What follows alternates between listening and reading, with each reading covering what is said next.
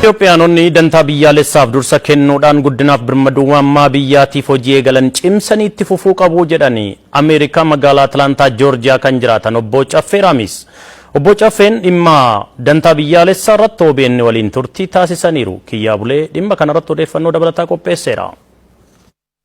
Fedhiin dhuunfaa dantaa biyyaalessaa dursuun biyyaarsaa kafalchiisuun qabu kan jedhan Ameerikaa Atlaantaa Joorjiyaa irraa Obbo Caffee Raamis dhimmi dantaa biyyaalessaa irratti OBN waliin turtii tolchan. Dubbi mumkan irratti Obbo Caffee Raamis dantaa biyyaalessaaf yaaduun dhimmi dhuunfaa kan dantaa biyyaalessaa miidhirra fagaachuun murteessaa jedhan. Biyya keenya keessa bakkee gurguddoo turizimiidha kan duraan yeroo dheeraadhaaf awwaalamanii turee jira.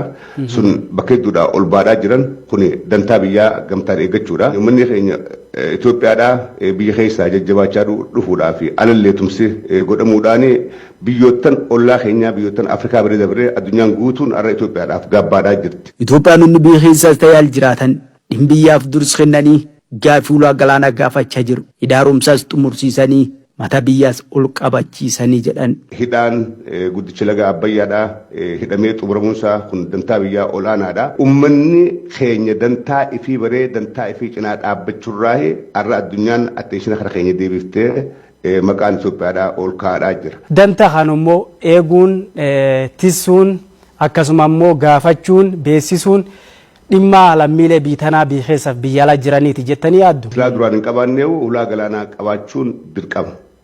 Gaafii ulaa galaanaa gaafachuun mirga biyya hundaati. Itoophiyaan ulaa galaanaa ta'ee fi qabdu tan akka malee itti dhabde tan seera malee dhabdee har'a tan gaafachaa jirti. Waan kana uummanni keenya biyya keessaa fi alalleen an qofaa miti dhibbatti deeggaran.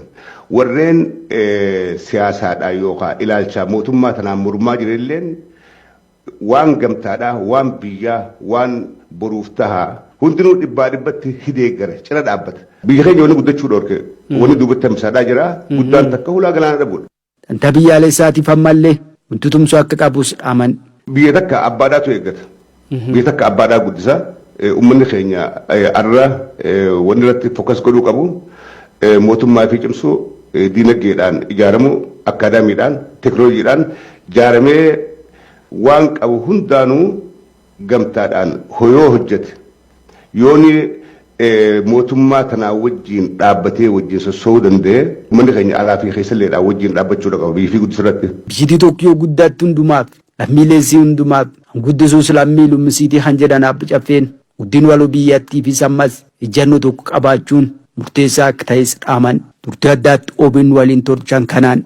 Biyya gamtaadhaan guddifna gamtaadhaan jijjiirra malee mootummaan qoftiin kophatti biyya jijjiiruu hin danda'u. Biyya guddisuu hin danda'u. Waan irratti waliin dhaabbachuu qabnu jira. Biyya guddisuu irratti hojiin dhaabbanna. Biyya jijjiiruu irratti hojiin dhaabbanna. Biyya tana hariiroo addunyaa wajjin akka qabaattu nu hundinuu ambaasaaddaroota Itoophiyaatti jennee ilaaluu qabna. Maaliif Itoophiyaa nuutu beessa.